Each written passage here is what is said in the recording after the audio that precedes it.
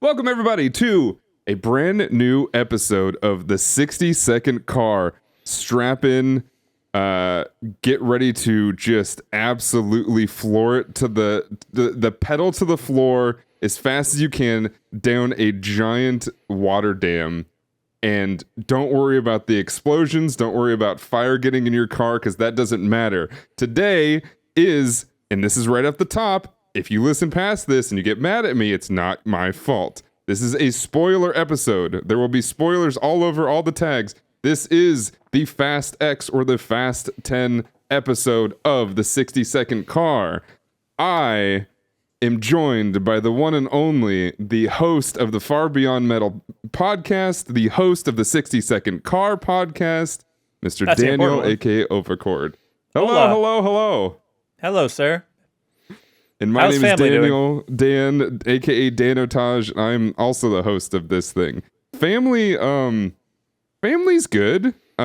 Katie still has a nasty cough that she's like me, because every time I get sick, I get a cough because I have like scar tissue and stuff in my lungs.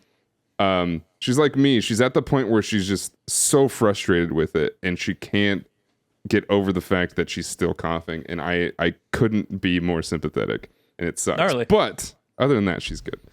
Groovy. We did have a special guest before we started recording. Part of speaking of family. Unfortunately, I think she's disappeared. Right? She has. Katie Bear's home now, so I am old news. Doesn't care about me anymore. Dennis the cat was in my lap, just chewing on the microphone. So honestly, it's probably for the best, unless you want just like,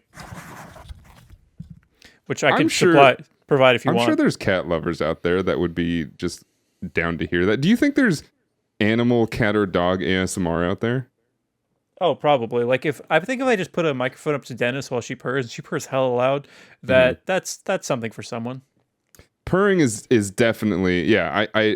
I definitely know, and I've seen videos of just, it's like this. The title is black screen, no light or video, just cat purrs for 10 hours. This seems like a specific. This seems like a specific search that you don't stumble upon. You look this up. Oh yeah, absolutely. This is quotations around this one. There's a lot of like, and everything's titled 10 hours of this, 10 hours of that. I was telling Daniel, I don't know, but I was telling Daniel that like what I've been playing lately on stream, or like just, you know, as there's idle things not happening as I'm switching games or whatever it might be. There's the Wii Shop music in the background that I think everybody is now probably hearing in their head as they're listening to this.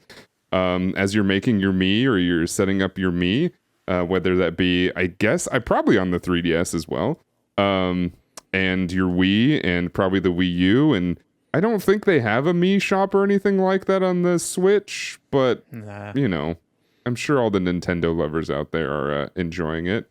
You can make a little guy and put it in Mario Kart, but I think that's about as close as it gets, as far as I know. Yeah, and then they have like Mii fighters in Super Smash Brothers. I didn't even know this, but you were playing. You've been playing some Zelda, yeah? I have been, yes. I've been playing Tears of the Kingdom, and like all Zelda games, I am barely going through the story because I just see a tall hill and I want to go to the top of it, because that's how I play those games. Yeah, a friend of mine, AP Drop, who may show up on a episode soon. I know he's a big fan of the first Fast and the Furious and Too Fast, Too Furious, a movie that I watched because it was there, and I turned it on, and I wanted to show Katie the introduction of Tyrese and Tej, aka not Ja Rule, who I wonder if they were like, we need a different rapper or a singer or whatever it might be. And they brought in both.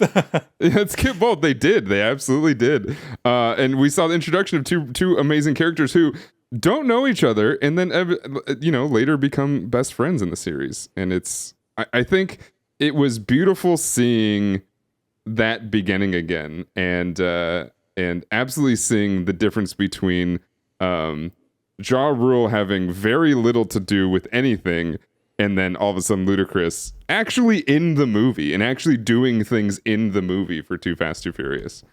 Speaking of Tyrese, I know we're going to dive into the X eventually, but I have a very big thought about Tyrese in this one. But I mean, let's ramp in up, I Fast guess. X? Oh yeah. How he's absolutely right about everything? So in 9 he thinks they're invincible. In 10 he's all knowing. Yeah. Oh, absolutely. Oh, and we'll definitely get to the ending of this movie. And Katie and I had some thoughts and some things to say afterwards. Okay. But as I said at the beginning of the podcast, again, turn this off if you don't want spoilers. This is the Fast 10 podcast, the episode. We will not be covering what we normally cover. This is going to be a special episode. If we had a paywall, which we don't, but eventually if you guys want to see extra stuff and we can actually make things happen, maybe we'll do special episodes and put them there. This would be a paywall episode, I think, because it has nothing to do with the series that we're at. This is when, so like, do you know the timeline roughly of when we're going to get to Fast 10? Oh, God, no. I did the math. It's a while. I did the math up to 9 and forgot it. But then I did it, initially did it by week as we've discussed, and it was going to be 30 years. And that's, I have not looked up how long 10 was to add on to figure how many more. Do you cut weeks. that in 3 and then call that? Yeah, 10 that's years? what we do. I think it's like 6 or 7 total of doing this. I think I remember you saying 7. All right, so then So probably 8. in 7 years we'll be at Fast 10, which hopefully the rest of the series will be out by then. And I think we're not fully confirmed. We didn't talk about this last episode, by the way. I don't think we're fully confirmed. I do believe it's a full rumor, but it is a rumor that kind of was said by Vin Diesel that this finale, or the end of the road as they're calling it, may or may not be 3 movies long. I've heard that, yeah. Cool. Bring it. Make it 9. I don't care. Yeah. Oh, yeah. Do a whole nother, what do you call it? It's a decology. It's not a troll. It's not a trology. It's a trilogy. Denology. I guess it'd be a decology or decalogy. Decalogy. Yeah, sure. Yeah, sure. Yeah, I'm down for it. Whatever. My curiosity is, have they filmed anything from the next movie? Because as soon as the movie was over, I was like, I want more now. Yeah, is this like I when can't they really wait? Was it like Lord of the Rings when they did everything at one time or something? Lord of the Rings. I think it was The Hobbit. I'm pretty sure The Hobbit there they we go. did. I don't think they did the Lord of the Rings. However, I think they could have. I'm pretty sure they did the last 2 Avengers movies together. So like, I feel like it would save you money if you did it all together. That way you don't have to like tear stuff down and rebuild it again. Sure. But who knows? Who knows? I know that they are absolutely all over the place they have so much power. Right. And I would think, but if you're going to do a whole other movie, that feels like that's more than just realizing you have scraps left over from editing. That requires writing a whole 3rd movie. So I don't know. True. Maybe it's going to be, well, there's a lot of things that were secret about this movie. Maybe this is just another one that's actually going to be a 3rd. So wait, I don't really know much about what they kept secret or whatever it might have been. What were the things that was revealed in the movie that they were pretty sure they were not telling anybody at all? Well, I mean, that's just like the character returns, I guess. That's really what I'm referring to. Because one of them I saw come. One of them I saw coming. Sequence? Yeah. Yeah. But then the like pre-post credit sequence, that was actually spoiled to me via Wikipedia, but it was like 50-50. Oh, that's who I was thinking of. Yeah. I forgot that wasn't post credits. I thought there was 2 post credits for some reason. Right at the end of the movie, again, spoilers, we see Gal Gadot's character. What's her? I don't remember her character's name. Giselle, yes. We see her at the top of their submarine, which, is it the same submarine from Fast 8? From Fate? I thought that exploded. I thought it did. I wasn't sure. I couldn't remember. But it yeah, would be very weird for this franchise to like battle a big machine and then just to have it stop working and leave it there. But here's the thing. She's like the most dead in this series. So dude. And the one where she dies, she just falls into darkness. So as soon as she did, I'm like, she will be back, knowing what we know about how this franchise From treats like death. 300 feet in the sky. No, dude, that was on the never-ending runway. That's when they were like about to take off for like a half hour. They did run down a runway for a long time. Yeah, she It's fell just off Rainbow onto the Road, man. Dude, that's how she died. So she like there was no way. But then I saw on Wikipedia when this movie was about to come out that there were two versions of this apparently, one with her and one without, and apparently they picked the one with. So I guess the reason that they kind of did this in the first place was not have her return, want to be one of the only characters that's not ever going to return, was probably because of Wonder Woman and stuff, and she was like super busy and didn't really have the time or the means to come back. But now that I don't think she's doing much, she probably, I wonder if she went to them was like, I can come back, right? Like this can happen. Yeah, I imagine it wasn't as much of a fight as the other return in this movie. But Yeah. maybe I don't know. Maybe she hates everybody because I think her shot was just her, and then it cut to Michelle Rodriguez and Charlize. Yeah, which that their whole thing together was amazing. Right. I thought it was. We're at the end of the movie talking about this, but I think we can still mention it. It felt very forced to me, but I was into it. Well, so there's the scene where she asks Michelle Rodriguez, Letty asks Cypher, it's like how much time before they wake up, and she said something like 4 minutes. It wasn't even that long. And she's like, all right, it has to do, and then they start brawling, and I was like that. So there were audible cheers in the crowd at the theater when that happened. There were a couple women, I think probably one row back from me, just like, oh hell yeah. I was like that I did not expect, but hell yeah.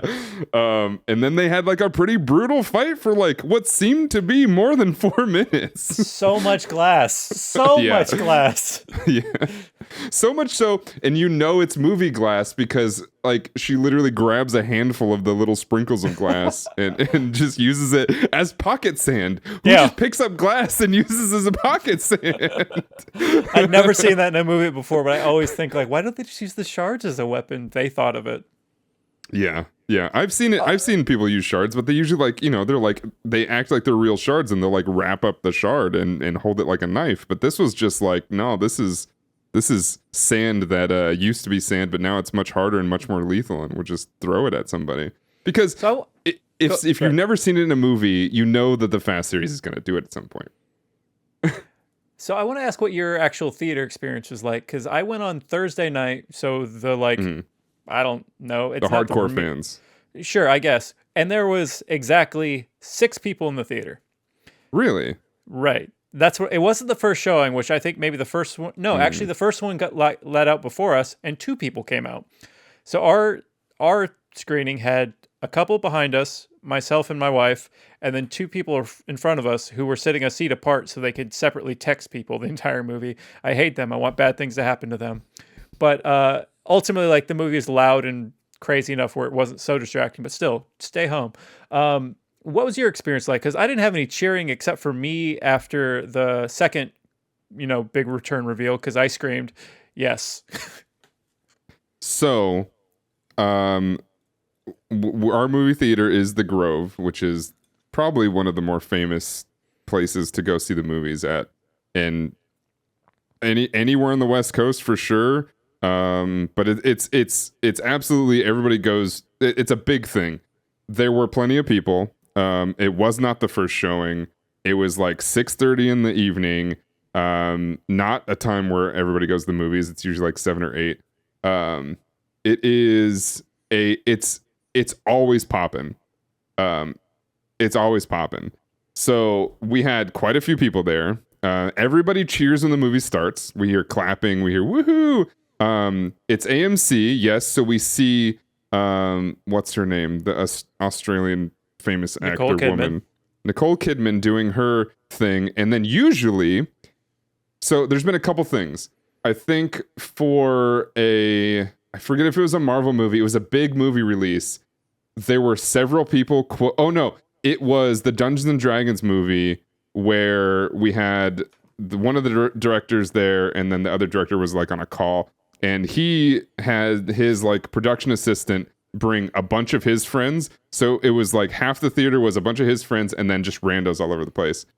And when that scene started, when it's like, we come to the movies, somehow heartbreak feels good here, whatever, they're quoting that whole thing out loud, and they're just saying everything that's being said by her on this, and people go ham for the movies here. It's LA, right? It's Hollywood. It's this whole thing. The movies are a religion and a ritual, and we very much see that. With that being said, the crowd was kind of big. It wasn't very rowdy for this. I think you have a lot of people. It was like half and half of people who are like, if you're gonna critique, the people like myself and you probably, if you're gonna critique this movie as if it were a bad or good or whatever movie for any type of film major in a college or whatever it might be, you're watching these movies wrong. Second, there was the other half who were like just laughing every time there was a fast moment happening, and they weren't having a bad time, but we found all these movies hilarious. And like, it was like, usually fast moments are kind of during serious like race or fight scenes or something, and when it's supposed to be somewhat serious and people are getting beat up, you hear a couple people going, wow, what? And I was like, yeah, that's why we see these movies. I mean, that was me, absolutely. I was like, yeah, you get it. Like, obviously the whole thing is a bunch of whats, but also that's why we love them, because they are the classic B movie quality with a triple A movie budget, and I think it makes everything beautiful. That's why I love these movies. Leading up to these movies, playing games with other streamer friends of mine, it's nothing but haters, man. The world out there, you're all a bunch of haters. With the Fast series, you don't like it. I get it. You don't have to talk crap about them. We might have a couple of guests show up on this podcast. We will call them enemies of the podcast. That's fine. Why are they welcome to the family if they're enemies? They're not in the family. They're like the Hobbs and Shaws of our family in a way. Although they obviously evidently become family, right? Yeah. What are you talking about? They're because you also don't want to give them the credit of being the Jason Momoa, right? Because, man, was he great. I loved every moment of him. When he first started, I'm like, this is too big. And then like it got bigger and bigger. And I'm like, this is like Nicolas Cage if he was playing the Joker, and I'm all in. Like it was that's what it felt like to me. It felt like Heath Ledger's the Joker, but like ran through the movie Vampire's Kiss. So fuck yeah, let more. Yes, it was Nicolas Cage's Dracula in Renfield told to play the Joker. I don't know if you saw Renfield, but he's Nick Cage in that. Yeah. Have you seen Vampire's Kiss? His other vampire movie? Yes. So I just think of him listing the alphabet like you do. Yep. Yeah. No, he was just so good. In fact, like I saw on Instagram, so Charlize Theron is she's selling a bunch of merch from the Fast series and like Fast X and stuff like that to support like poverty in South Africa and stuff like that. And I saw that because Jason Momoa posted about it, and he was like, showing it off, telling everybody to go check it out. And I just see in the comments of people going, hey brother, you're trying too hard to be the Joker. And those are the moments where I'm like, you don't understand what's happening, do you? Way to self-report, you don't understand what's going on. Oh man.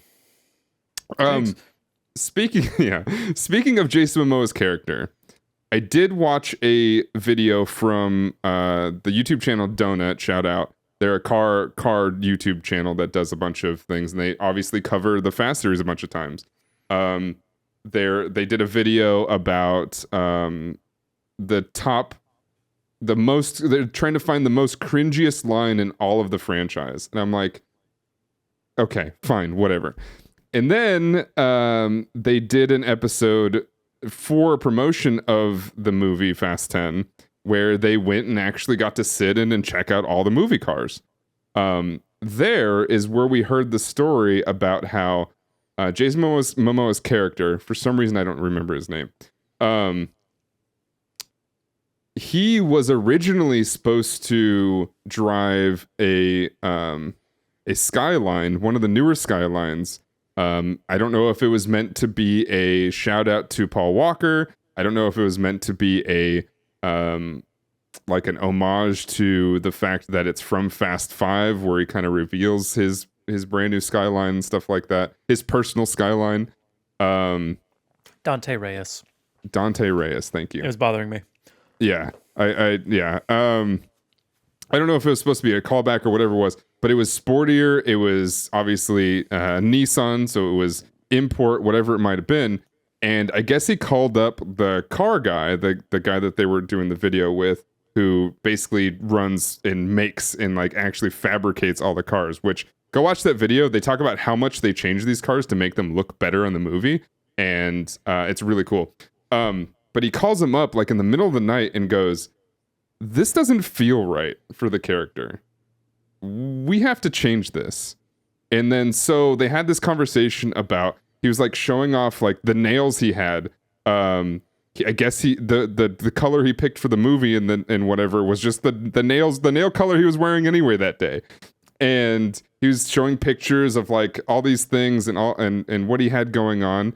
And that's when he changed the car from the Skyline to the Impala, the Chevy Impala, with that purple, amazingly beautiful paintwork and all this cool stuff, pretty much overnight.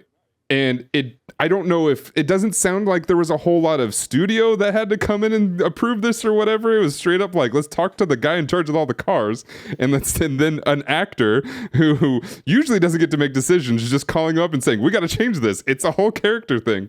So I don't know if I don't know. I think that goes to show pretty much how much this movie is made by all the actors and pretty much everybody involved, and not just the writer or the director. So I want to talk about a couple of the moments in the movie that had me basically say, what the fuck, either in the moment or later. The first one is probably a weird one. What the fuck is Rita Moreno doing in this movie? I have a theory, but like, why is she there like right now to you? What is she doing there? Why is great grandma Toretto in this movie? So obviously she's got to be a payoff for future movies, right? I don't know if there is a favor that was called in. That's always possible. She just wanted basically a cameo. Obviously, in a lot of ways, a lot of this movie surrounded Little B, right? Little Brian. So there could be something there. Maybe she has this crazy fight scene where she has to protect little Brian at some point. She's like, you're not going to take my great grandson away. And she has all these moves that's where the Toretto's got it from. I don't know. her and Helen Mirren go toe to toe with Dante Reyes and take him down. Oh man. Helen Mirren brawling out would be so good. she's also barely in this movie. She was in here. She showed up for like an afternoon. So I have a crazy theory about why Rita Moreno's in this. Because the whole point of this thing is family. My theory is that it's going to be discovered that Dante Reyes and Dom Toretto are cousins. And that's the only reason to introduce a great grandma, because it separates it from two generations and then makes a family tree. And he's going on about how he doesn't have family anymore. There she is. And then it's going to make him part of the family. Capital F. Maybe that's wild speculation, but like the way these movies work, that feels like it's going to be it, right? I can't tell you you're wrong at all. Because one, what are you going to do at the end of all this? Because he's probably going to be in all three movies, right? So, and he's going to be probably one of the biggest. He's gonna be one of the biggest villain that the franchise has ever had, right? At least so far, he's been the most competent. He's done a lot of bad things and gotten away with it, right? Because usually it's straight up. They kind of get messed with a bit, right? You know, there's little brother Shaw, who essentially turns Letty against them and stuff like that. But nothing really crazy happens from that. Nothing too, I think, damaging happens. But he's obviously been able to make some damage happen.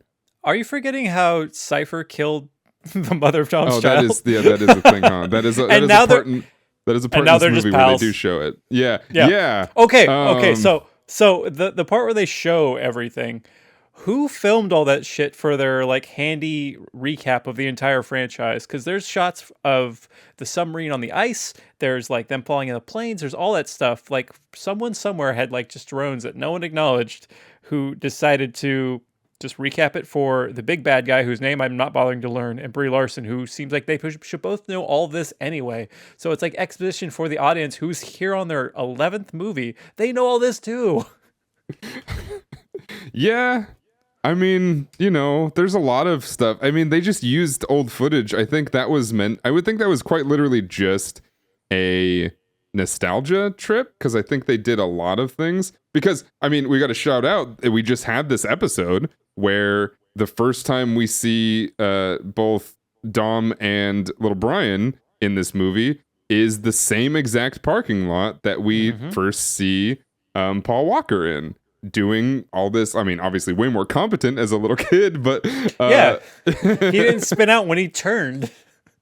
Apparently, also they filmed that scene like a couple dozen times. They just were doing a bunch. They had three different chargers that they went through and didn't go through, but that they were swapping in and out so that it can cool down and change tires and stuff like that. That they were just doing that scene over and over and over again until they got right. Good.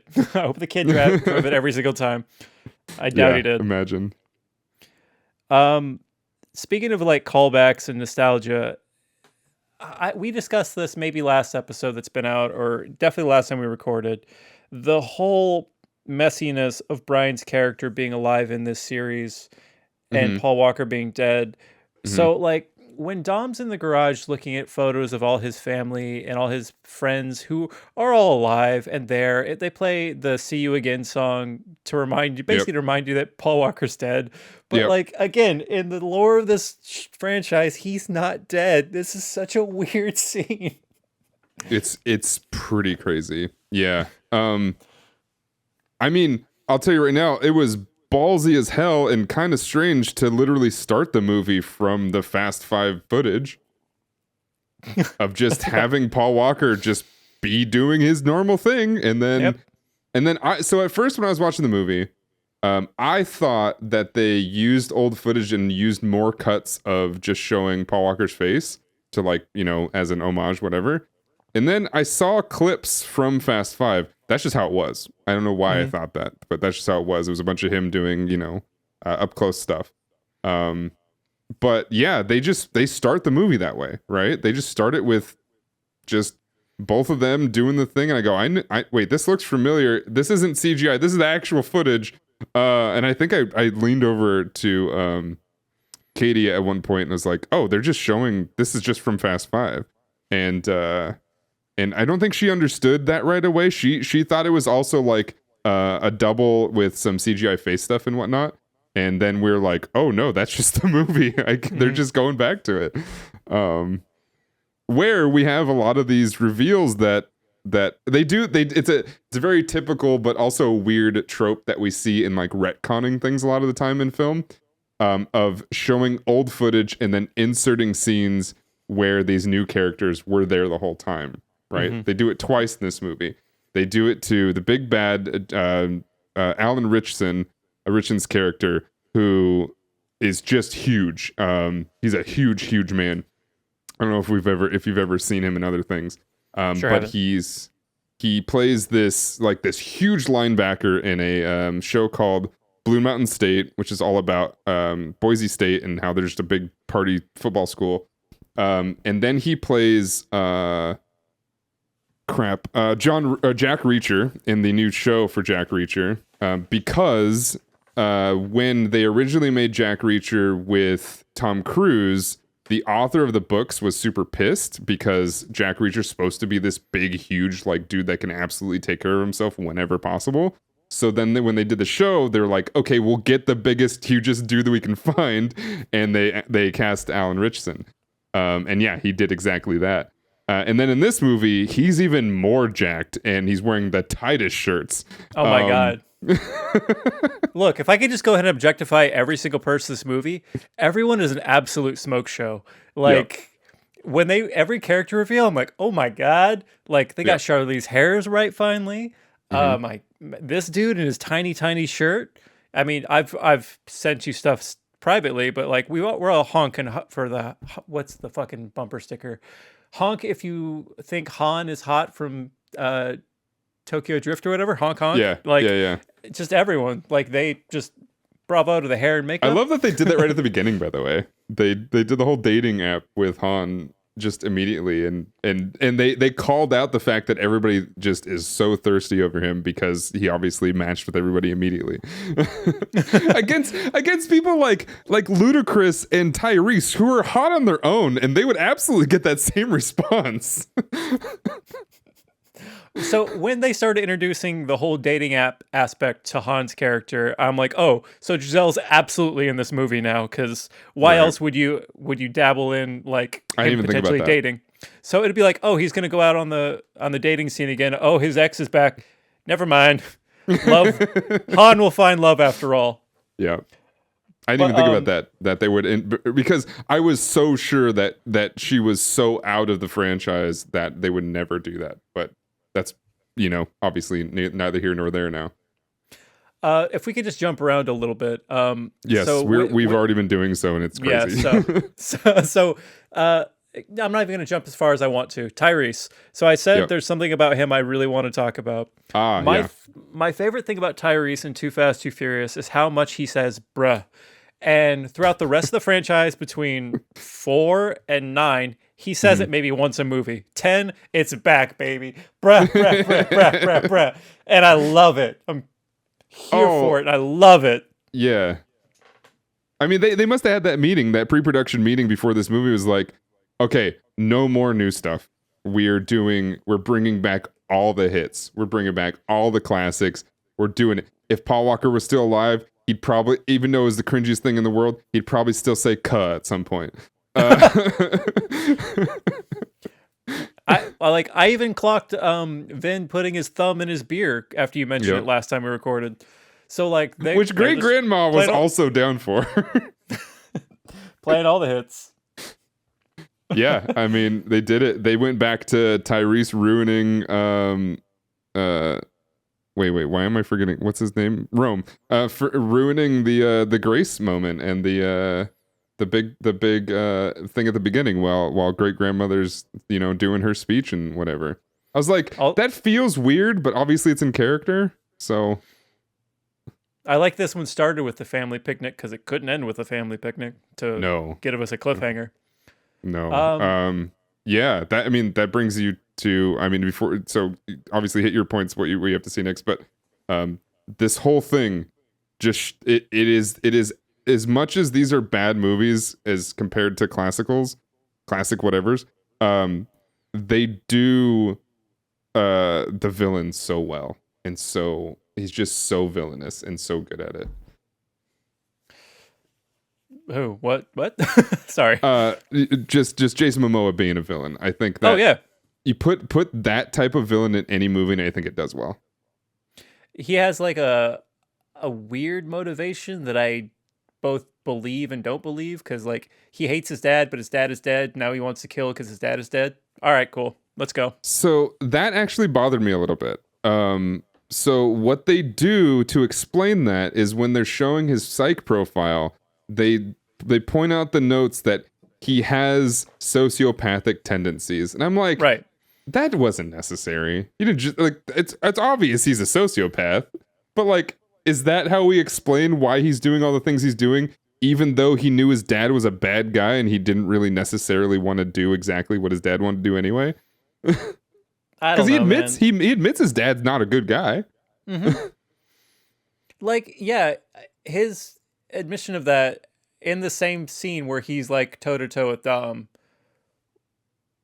I don't know. Maybe you just get bored. You decide to kill. I don't know. Maybe showcasing that it was a mental illness is supposed to create some sort of um, sympathy later on when he's revealed to be cousins or something. I don't know. Again, I'm just throwing out this crazy theory of mine where this is going. I didn't think of that theory, but I'm on board 100%. But like Dante, his like attacks are bonkers. He wants to bomb the Vatican, which that's some damn Brown shit, which is so fun.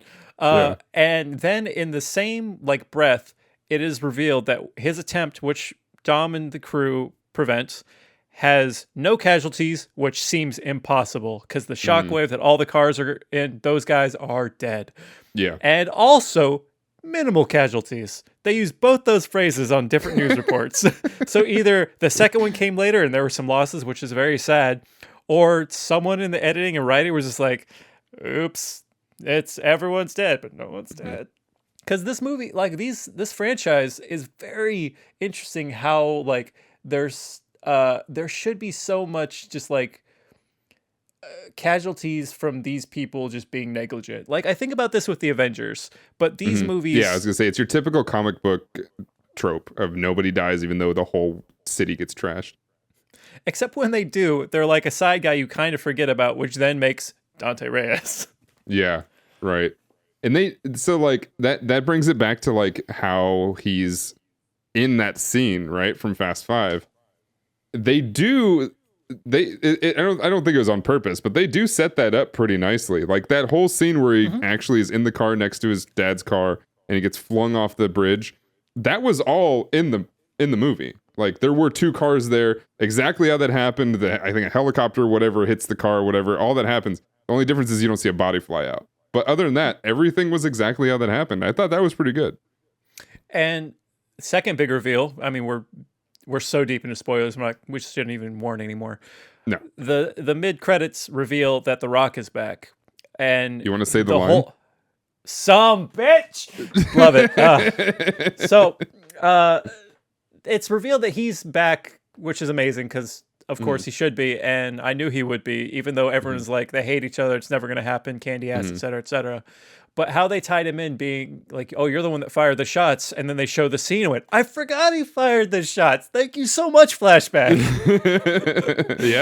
Yeah, absolutely. Because how nonchalant he did that was like the middle of a classic WWF Rock promo when he's just he didn't even stop to aim. No, he bam bam keeps moving like, oh, okay, well that guy's gone. And I forgot about it. So again, thank you. Absolutely. I mean, it's probably illegal as a cop or whatever, but whatever. Was he a cop? I don't know. The law enforcement of this franchise is very weird because so they have been working behind the scenes with this organization for whatever, with Mr. Nobody and all this stuff, who has been covering things up and helping him out, et cetera, et cetera. They couldn't get Kurt Russell for this one, so they called in Brie Larson, as one does. Yeah. So things break bad in the Vatican. These guys are suddenly the world's most wanted criminals. Why couldn't this organization help out with that? Is because big pointy like muscle man's now in charge for some reason, and that's why the whole organization doesn't back them anymore. And then he very quickly calls for a vote because they have a committee of some sort. It just so quickly here, have a vote. Okay, 10 seconds, it's done. There's just no talking about it. This committee I love how it's canonically their code names are Nobody. you have Mr. Nobody Jr., which is apparently official, and then Baby Nobody. I don't know what her name is. I forget. Oh, so Little Nobody, I guess. Clint Eastwood's son. He gets thrown from a car. Oh. Yeah, he gets thrown from a car. Yeah. Bish bosh, out of the movie.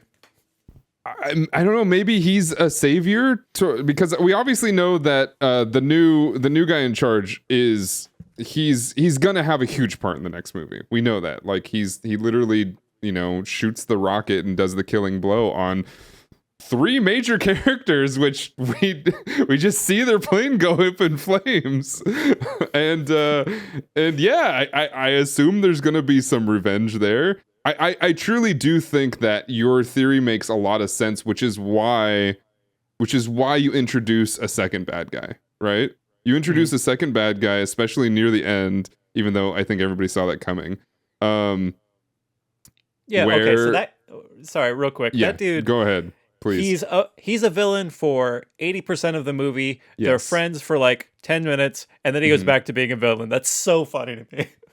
They're friends for He just the plane ride. Yeah. Yeah, he's Yep. hunting him down for the whole movie. Then it's like, oh wait, no, this dude sucks. And then like, haha, I know this guy sucks because he sucks because I suck too.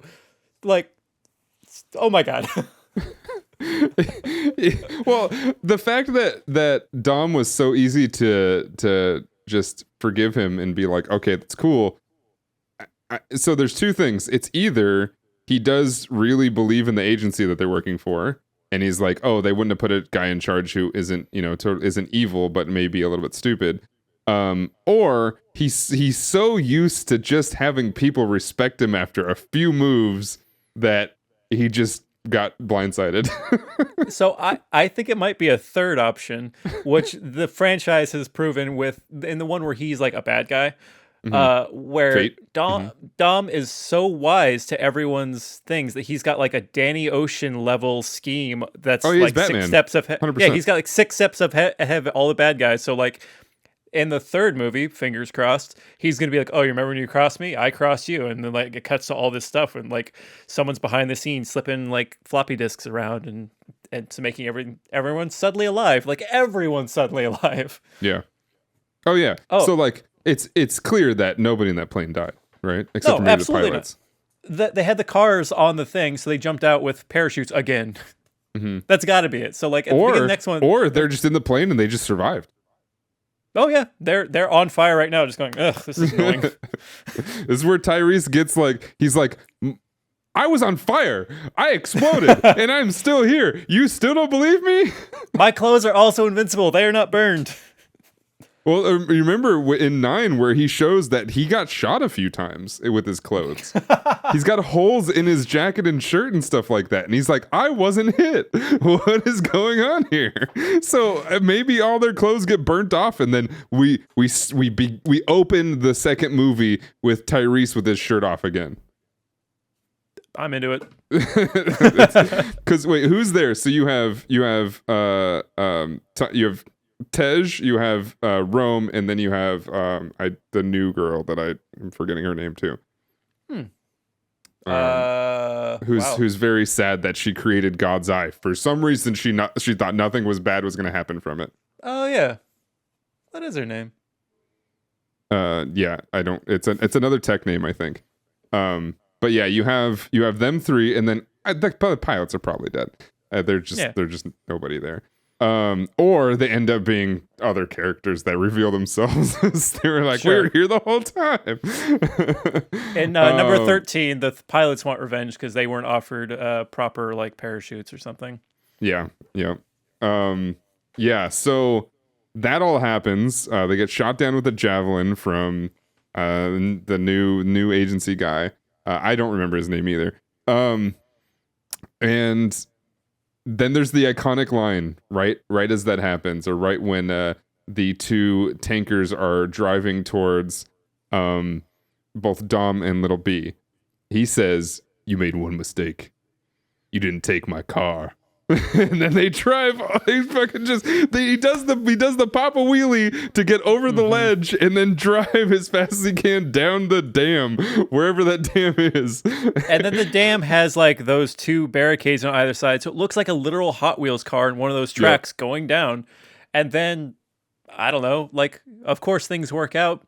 Water landing, everyone's fine. Doors open just fine. No pressure issues. Everyone could swim, but then. Big explosion on the dam. Credits. So that brings me to my last question before we get to our surprise. And then so was there? So okay, is there one? Are there 1 or 0 deaths in this movie? Does the guy in the green car die?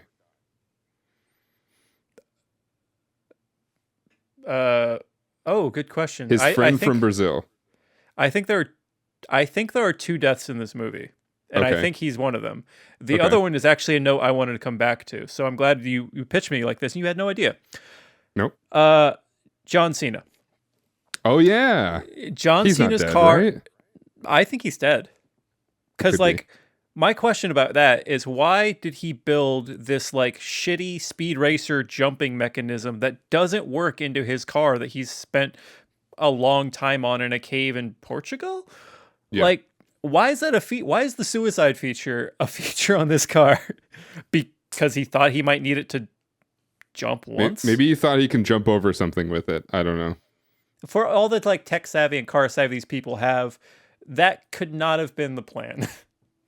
But it went poorly, landed upside down, lots of fire. Maybe he's not dead because, again, Han's a purpose to fire. Roman, so maybe there are 0 deaths. Something Katie brought up after that was, how does the uncle feel about having his nephew definitely kill 2 people? Because so it's for those that have seen it or maybe haven't, don't care about spoilers. Jacob Toretto, in his, so there's a whole video we can do about how Dominic Toretto is quite literally Batman. He's got the voice, he's got the brooding, he wears all black. In fact, there's a comment during the drag race in Brazil, right before the drag race in Brazil, from the bad guy's character that says, black on black, I like it. So you have all these Batman aesthetics, and then you have essentially what looks like a Batmobile built by Jacob with these cannons on the side that he can either shoot forward, he can either shoot backwards, and then obviously, as we were just talking about, he can point all 4 barrels down and shoot his car up in the air. So there's a point at which they're driving out of the cave in Portugal where little B has the trigger for some reason, and he's literally being told, hey, shoot the cannons, and he absolutely destroys 2 cars in front of them. Just straight up blast them. That kid just committed his first murder at what, 8, 9 years old? I mean, they start the movie with like commenting on his prowess in a car and how he's going to be a better everything than everybody. So this is just another way he's going to have a higher kill count than his dad. But his seems to be intentional, unlike just wagging a safe around. Or, oh my god, when he was spinning around with the helicopters on ropes, that shit was sick. Are you talking about the part that was in the trailer where he jumps off the thing and brings the helicopters together and smashes them? Yeah. Okay. When they were like attached to the car and spinning around. These movies are great. Yeah. By the way, if you have a mechanism like that in your helicopter, you absolutely have a mechanism that also just releases the ropes when things are going bad. So, I would think so, yeah. Why they didn't do that, I don't know. Is there anything else we want to cover before moving on to our little package I got from the movie theater?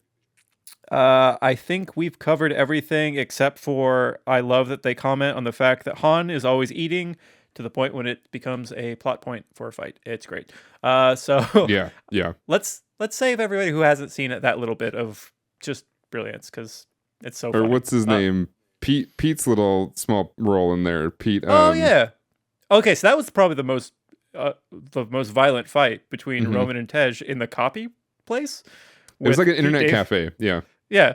Pete Davidson shows up because why not? It's 2023. He's got to. He's in every commercial on my like Peacock. Sure, he shows up. He does well. He does a good job. He had a lot of funny like background lines that did make me laugh, but like it's gonna like solidify this movie in a moment. Maybe that's the part where Han very much sheds off that weed muffin pretty quick and just gets into a fight pretty almost immediately. He has a very strange high too, so I wonder what kind of muffins these were. That's always interesting. So that's been Fast Tech. Please, I'm dying to see what you've got. I don't know if have you peeked at this at all? Nope, it is fully sealed. I have not broken the seal one bit. The temptation. So this is how we know that even like some of the even kind of I think all of just movie industry in a way. I'm talking about like theaters and theater employees and stuff like that. Do not take this movie seriously or do not have the same love that I think a lot of us do. we went. I showed my digital ticket, and the guy was like, "Oh, we have the studio gave us like these cards. Do you want one?" Like as if I was absolutely gonna say no. Like he expected me to say no, I'm good. Dan, no, you want 3. You want one for you, one for your lady friend, and you want send your homie one. Where the fuck's I went mine? and looked, and he had very. I guess he had very few because they were just gone by the time I went back. But they were like, yeah, the studio just. I guess we just had these. Somebody had these. Said, I guess give them out.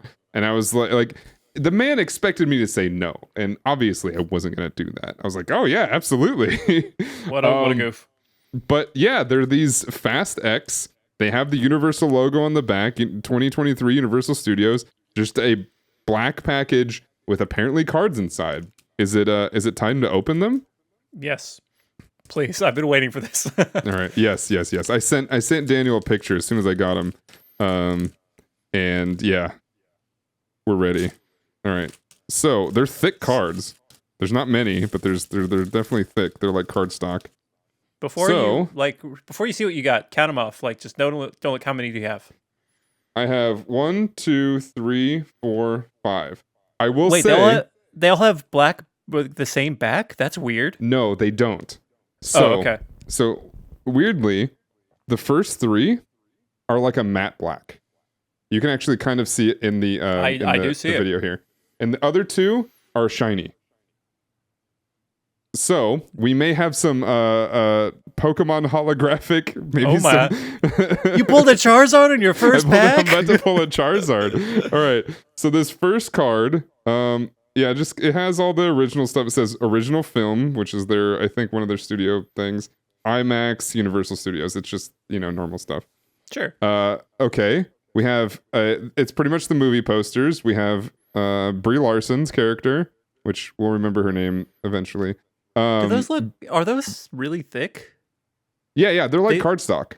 Oh, weird. Yeah, look at these things. They're super thick. They're like, so Star Wars has these new cards out, and they're basically like those. They're probably actually made by the same company, I would imagine. So yeah, they're pretty thick. There's Brie Larson. It looks like it's probably going to be all the movie posters, but this is pretty cool. Next up, we have, is that Cypher? Yeah, I think so. Yeah, Cypher. And her movie poster, because like this is just straight up Avengers stuff right now because they have so many people in here. The last of the matte blacks, we have Han. We got a Han. Ooh, baby, mail it. Hell yeah, you can absolutely have this if you want it. Hong Kong. It's not gonna Hong Kong, baby. All right, now we're to the shinies. All right, what do we got here? Sorry, my watch just said Hong Kong. Here's some information for you. We have Tej. Nice. Is it any different? Not really. It's kind of the same, actually. Yeah, there's not really much. Yeah, it's exactly the same on the front as far as like quality and stuff. Boom. And then our final, we have. Oh, Mia. Mia. Cool. Mia, yeah. Who was kind of in this movie. She had a cool fight in the house with the reveal of John Cena showing up and saving the day. She said Brian's name once, so that ticked that box, and they could move on. She did. Yeah, she very much. So they had a little fight. It was in Dom's house, so that was, I guess, their excuse to be like, "Oh, Brian would never be around." Because I was okay when that happened. I got a little afraid. I was a little scared that. Because she saw, like, her face lit up when she saw who it was, and we hadn't seen yet. I was like, there's no way that they're gonna do a Brian thing but not show him, because even after her face lit up, there was still a bunch of things happening, and we never saw who it was for a good like 30 more seconds. And I was like, is there gonna be a bunch of things where he beats up people off screen and then says, "Hey baby, I gotta go," and then he's never actually on screen, but Paul Walker's character Brian O'Connor comes to save the day? I was like, "There's no way they're gonna do this, right?" And then we see that it's John Cena, and we're like, "Okay, cool." That feels like it would be a tongue-in-cheek community joke or something. We're like, "Oh, look at the big fight! Oh, whoa!" And you just see reactions. And like, "Okay, bye, honey. See you at home with the kids." Right, yeah. Because I mean, that's when we see John Cena, and that's, by the way, this little B has been trained to, when there's bad guys around, to just go hide somewhere. That boy is walking around with John Cena shooting up the place. A stray bullet's gonna get him. Right? Like, something's gonna happen, man. I'm like, that kid is dangerous. I was really hesitant about the sudden side plot of the buddy comedy of Little B and Jacob, but it got me. But then it made me realize how different all the kids have looked who've played Little B. Yeah. Yeah, I think it makes me believe, like, not. It makes me wonder whether or not they were unsure of how that character was going to actually pan out. Yeah, maybe they tried. This is the kid that worked, and like, you know what? No one's gonna care. And real talk, I don't really care. It just crossed my mind. But like the cool plane that they checked through TSA somehow, that was cool. I want one. I want a weird glider. Yeah. So okay, I'm trying to remember what the whole thing was with him being afraid of flying. So he gets like nervous, right? Little B gets nervous, and on the plane they're already taken off and stuff like that. And Jacob's like, "Are you afraid of flying?" And he was like, "Yeah, a little."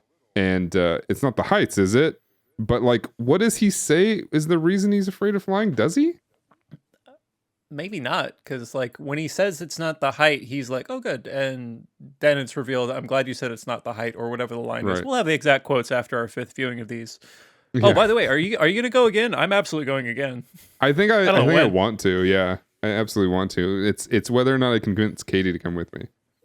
We discussed about the rewatch issue she has. So, are you someone who will go to a movie alone? She did say she had fun. Okay, good. Are you someone that would go to a movie alone? I have and would, but you know, I mean, Katie Bear's down. Cool. We've already discussed, and I think I have to go see Transformers alone. So I'm doing that. Yeah. I haven't seen the last like 4 or however many there have been. Doesn't matter. I want to go to this one because of Beast Wars. I want to see Rhinox and shit. Hell yeah. And Optimus Primal. Cheetor, I think. Yep. Rat Trap. He better be there. He was my favorite. Apparently not, because I can't pull his name. Yeah. He might be a little one. Yeah.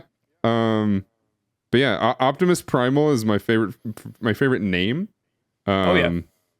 And he seems like he's going to be fun. I'm a big fan of Peter Cullen. He's been on a podcast of mine before. And the fact that he is still playing Optimus Prime after all these years is awesome. And I absolutely want to see that. So I'm seeing that probably by myself. I may be able to convince a friend to go with me. I don't think he's a huge fan of Transformers, but, you know, whatever. We'll figure it out. I'll fly down. I'll pick up my Han card. We'll see Beast Wars, and I'll come home. Oh, man.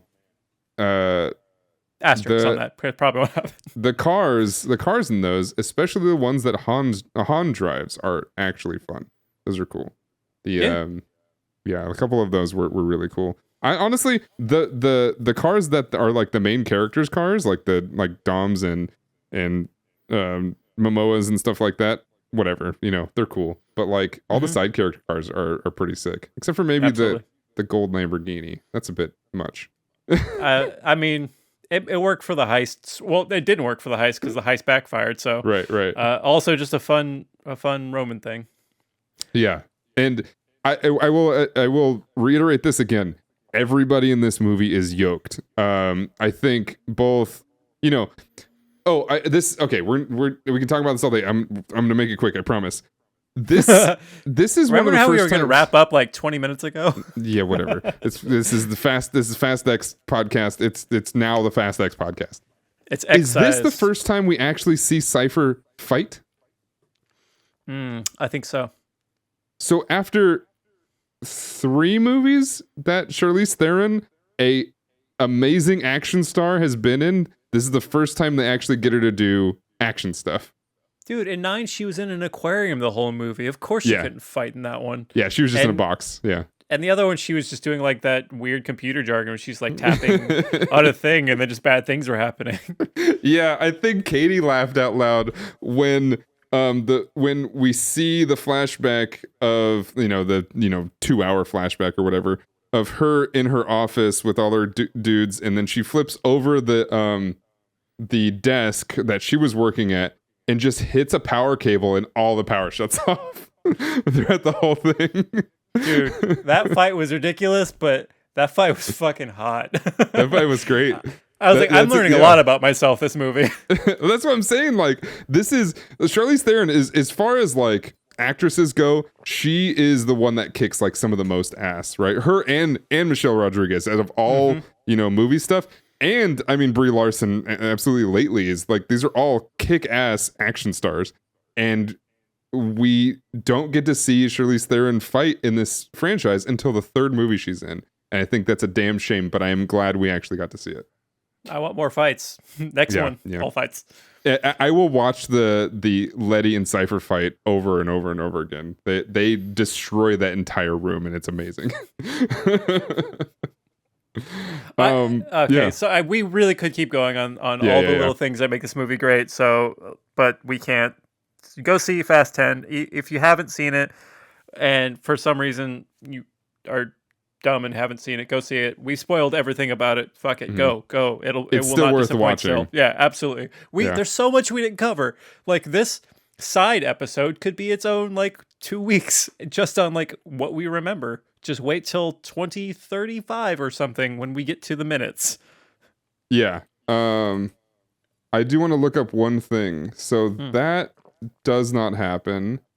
I also want to look up one more thing. So we are recording this live in front of a live studio audience. Not really. It's a live digital audience. But 2 actors got brought up in chat, I saw that. And they're not in. They did not come back in this movie. No. So the 2 brothers, or they're not brothers, or they're friends or whatever, they were part of the crew. I don't recall the relationship. Yeah, they were in 2. And they popped up in like, I don't know. I think 8 or 9. Something like that. It might have been 8. And they got real messed up a few times. But they did not show up in this. Neither did. And this is something I've been waiting for since the first movie. We're about to get into it for our next episode. But since the first movie, the dude that runs the radio in the first movie, who drives the blue car, it's actually one of the nicer cars, never shows up again. Vince? Not Vince, the other guy. That's who I have in the blue car. If we're talking about maybe it's not the blue car, the yellow car. Sorry, I have it on my screen right in front of me. Leon. He never shows up again, and he doesn't die. Right? We have other guy die. Vince shows up in the franchise again. Mm-hmm. I was sure we were going to see him again. Well, maybe he's busy with his band Operator. Oh, is he in a band? All right. That's a tease for the next episode. All right. Sounds good. Once again, thank you all so much for watching the 60-second car, or listening to the 60-second car, maybe in your car. My name is Danotage. My name is Dan. You can call me Danotage. I'm joined, as always, by Daniel, aka Overcord on the internet. If you have been watching this live on Twitch, thank you for showing up. If you're watching this recorded on YouTube, which is getting better and better quality wise and stuff like that. In fact, this starting today, we should have better video quality. Or you've been listening to the episode is either in audio word version only. Thank you all so much for watching. If you'd like to reach out to us, we are at 60-second car with the 60 number wise on Twitter. We are at 60-second car spelled out 60 on Instagram. You can email us at 60-second car, the numbers, at gmail.com.